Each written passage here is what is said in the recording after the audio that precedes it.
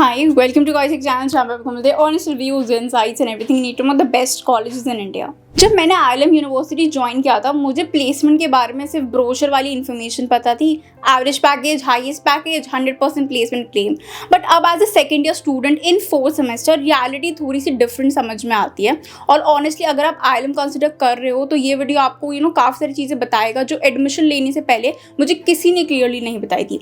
इस वीडियो में मैं कवर करने वाली हूँ actual placement reality at ILM, average package और हाईएस्ट पैकेज की रियलिटी क्या है, प्लेसमेंट प्रोसीजर एक्चुअली क्या है, प्लेसमेंट प्रोसेस एग्जैक्टली कैसे स्टार्ट होता है, कंपनी स्टूडेंट्स को शॉर्टलिस्ट कैसे करती हैं, CV और MCAT कितना इंपॉर्टेंट रोल प्ले करता है, कोर ब्रांचेस और CSE प्लेसमेंट में क्या डिफरेंस है, बेसिकली सब कुछ। सो अगर आप एडमिशन लेने का सोच रहे हो या ऑलरेडी शॉर्टलिस्ट कॉलेजेस में ILM कंसिडर कर रहे हो तो watch the video till the and, क्योंकि मैं अभी वहाँ पढ़ रही हूँ राइट। तो मैं आपको वो सारी चीज़ें बताऊँगी, मेरा जो एक्चुअल एक्सपीरियंस है वो मैं आपके साथ शेयर करने वाली हूँ। मैंने कुछ सीनियर से भी बात किया है जिन्होंने प्लेसमेंट के अंदर पार्टिसिपेट किया है, तो वो सारे पॉइंट्स भी मैं इस वीडियो के अंदर इंक्लूड करने वाली हूँ। तो वीडियो को अंदर जरूर देखना एंड लेट्स गेट स्टार्टेड। सबसे पहले बेसिक स्टैट्स समझ लेते हैं। ऑफिशियली एवरेज पैकेज जो है वो 6 to 7 LPA के आसपास बताया जाता है।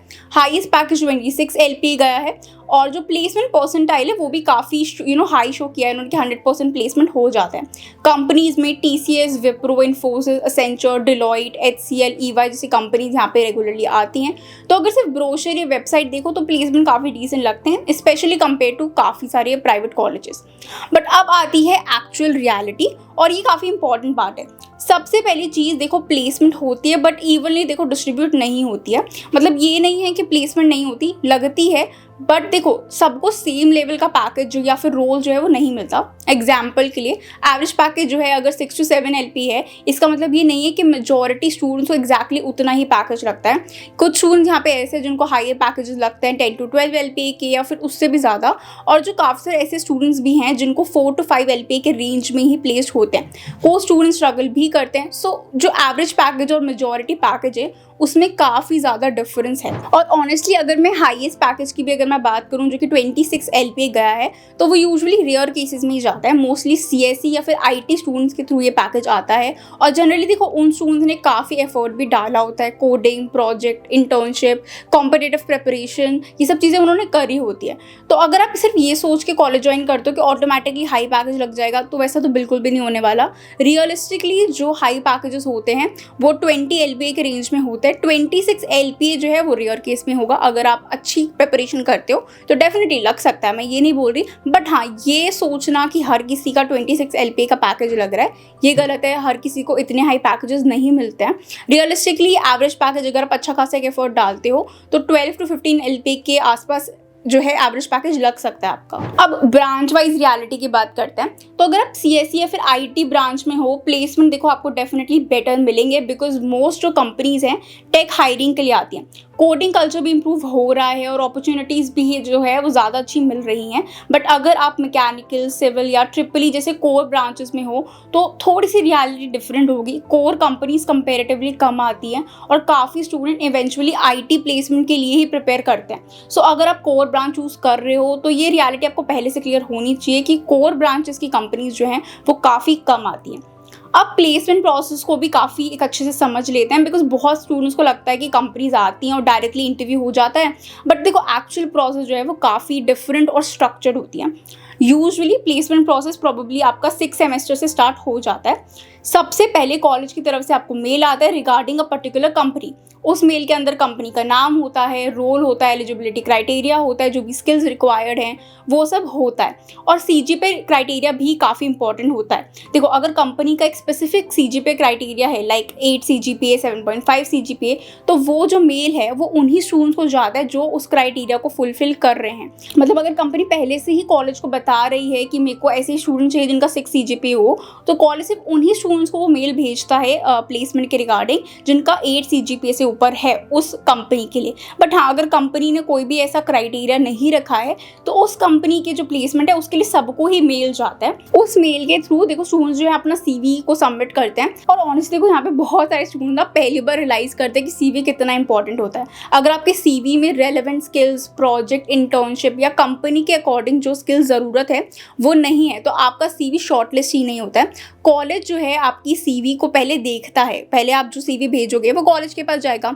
कॉलेज उस CV को रिव्यू करता है, देखता है कि जो कंपनीज़ की स्किल्स हैं वो अलाइन हो रही है नहीं हो रही है, वो स्किल्स हैं या नहीं है। अगर वो स्किल्स नहीं आपके CV के अंदर मिलती हैं तो कॉलेज वो आपकी CV को कंपनी तक भेजता ही नहीं है, पहले ही उसको हटा देता है, शॉर्टलिस्ट आप होगे ही नहीं। मतलब इंटरव्यू तक पहुंचने से पहले ही स्क्रीनिंग में एलिमेंट हो सकते हो। उसके बाद जो शॉर्टलिस्ट स्टूडेंट्स हैं उनका जो CV है वो जाता है कंपनी के पास। शॉर्टलिस्ट स्टूडेंट्स का फिर इंटरव्यू प्रोसेस स्टार्ट होता है, कभी ऑफलाइन होता है कभी ऑनलाइन होता है, डिपेंड करता है कंपनी पे। उसके बाद टेक्निकल राउंड होता है जहाँ पे coding question, aptitude, technical concept या फिर कुछ प्रैक्टिकल टास्क दिए जाते हैं। और कुछ कंपनीज में टेक्निकल राउंड के बाद HR राउंड या फिर एक डिस्कशन राउंड भी होता है जहाँ पर आपकी कम्युनिकेशन स्किल्स देखी जाती हैं, कॉन्फिडेंस, पर्सनैलिटी, ये सब चेक होता है।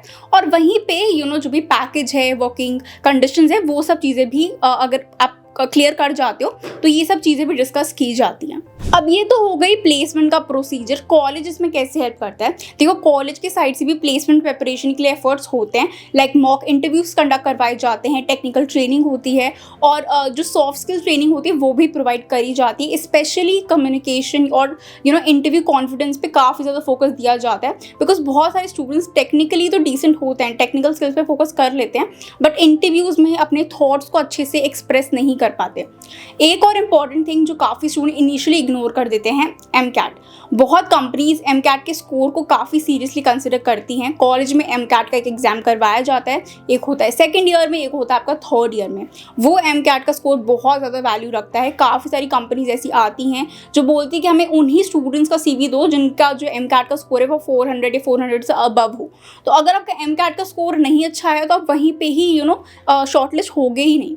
और ऑनेस्टली अगर आपने अपने CV में भी एक डिसेंट MCAT स्कोर मेंशन किया है तो ये काफ़ी हेल्प करता है शॉर्ट लिस्टिंग में, स्पेशली अगर एप्टीट्यूड बेस्ड कंपनीज या फिर मास रिक्रूटर्स में है तो ये काफ़ी ज़्यादा एक मेजर रोल प्ले करता है। MCAT बहुत ज़्यादा इंपॉर्टेंट होता है। तो सिर्फ एकेडमिक्स इनफ नहीं होता, सिर्फ कोडिंग भी इनफ नहीं होता है। Aptitude, communication skills, project, internship, confidence, ये सब कुछ काफ़ी ज़्यादा इंपॉर्टेंट होता है प्लेसमेंट के टाइम पे। IIM की अगर मैं प्लेसमेंट की बात करूँ तो IIM का प्लेसमेंट का जो सीन है वो बहुत बुरा नहीं है और ऑटोमेटिक भी नहीं है। ये वो टाइप का कॉलेज नहीं है जहाँ पे आप एडमिशन लेते ही सब कुछ ऑटोमेटिकली हो जाएगा। आपको खुद से करना पड़ेगा, स्पेशली अगर आप एक अबव एवरेज पैकेज टारगेट कर रहे हो। अब अगर मैं ROI की भी बात करूँ तो देखो, ये ऑनेस्टली डिपेंड करता है आपने अपने 4 साल कैसे यूज़ किए। फीस जो है अराउंड 9 लाख है। हॉस्टल फीस जो है वो अराउंड 6 to 7 लाख चली जाती है। हॉस्टल ऑनेस्टली मुझे काफ़ी एक्सपेंसिव लगता है, तो आई वुड सजेस्ट कि आप ऑफ कैंपस अगर आप IIM कंसिडर कर रहे हो तो हॉस्टल मत लो अंदर। कॉलेज के आसपास ही 1-2 किलोमीटर के अंदर ही आपको काफ़ी सारे PGs, हॉस्टल्स मिल जाएंगे, काफ़ी चीपर आपको मिल जाएंगे, अफोर्डेबल रेंज में मिल जाएंगे, तो उनको कंसिडर कर लो। अगर मैं फ़ीस की बात करूँ तो 9 लाख फीस है। वो देखो, अगर आप एक अच्छा खासा वहाँ पे पढ़ रहे हो, क्योंकि स्कॉलरशिप भी है, अगर एक अच्छी स्कॉलरशिप अवेल कर ली, अच्छे से पढ़ाई कर रहे हो तो एक डिसेंट ROI निकाल सकते हो कॉलेज से। और देखो, अगर आप 9 लाख भी फीस दे रहे हो ना तो ऐसी बात नहीं है, बहुत ज़्यादा अफोर्डेबल है। स्टूडेंट्स स्टिल एक्सपेक्ट करते हैं एक अच्छा पैकेज। मेरा ऑनेस्ट ओपिनियन यही है कि देखो, अगर आप सिर्फ डिग्री के लिए आ रहे हो तो ROI उतना इंप्रेसिव नहीं लगेगा, बट अगर आप जेन्युइनली स्किल्ड बिल्ड कर रहे हो, इंटर्नशिप करते हो, अपॉर्चुनिटीज़ का यूज़ करते हो तो आउटकम काफ़ी बेटर हो सकता है। सिंपल कंक्लूजन है, IIM प्लेसमेंट जो है डिसेंट है, स्पेशली CSE IT स्टूडेंट्स के लिए जो कंसिस्टेंट है, स्किल फोकस्ड है। कोर ब्रांचेस के स्टूडेंट्स को कंपैरेटिवली ज़्यादा एफर्ट डालना पड़ेगा। और फाइनल आउटकम देखो, कॉलेज ज़्यादा देखो आपकी प्रिपरेशन पे ही डिपेंड करता है। अगर IIM कंसिडर कर रहे हो और प्लेसमेंट को लेकर, ब्रांच सिलेक्ट को लेकर या फिर ROI को लेकर, किसी भी चीज़ को लेकर कोई कन्फ्यूजन है, चाहे वो स्कॉलरशिप से रिलेटेड हो, कैंपस लाइफ से रिलेटेड हो, कुछ भी कोई डाउट है तो एक बार मुझे कॉन्टैक्ट कर लेना। मैं 4th सेमेस्टर में हूँ, अभी 5th सेमेस्टर में आने वाली हूँ, तो आपको काफ़ी गाइडेंस दे सकती हूँ। आपके जो भी डाउट है आप डायरेक्टली मुझे कॉन्टैक्ट करके पूछ लेना, जो भी IIM को लेकर डाउट हो आपके, और मैं क्लियरली ऑनेस्ट अपना एक्सपीरियंस देख के ही आपको आंसर करूंगी। बाकी फिर भी कोई डाउट आ रहा है तो कमेंट्स में पूछ लेना, बट मैं यही सजेस्ट करूंगी डायरेक्टली कॉन्टैक्ट कर लेना, वहाँ पे तो जल्दी रिप्लाई मिल जाएगा। कमेंट्स में थोड़ा टाइम लग जाता है। कॉन्टैक्ट नंबर आपको स्क्रीन पे दिख रहा है, वहाँ पे जाके कॉन्टैक्ट कर लो, मैसेज कर लो और अपने डाउट्स क्लियर कर लेना। बाकी चैनल को अभी तक अगर सब्सक्राइब नहीं किया तो चैनल को सब्सक्राइब कर देना, वीडियो को लाइक कर देना। मिलते हैं नेक्स्ट वीडियो में। Until then, all the best for your career.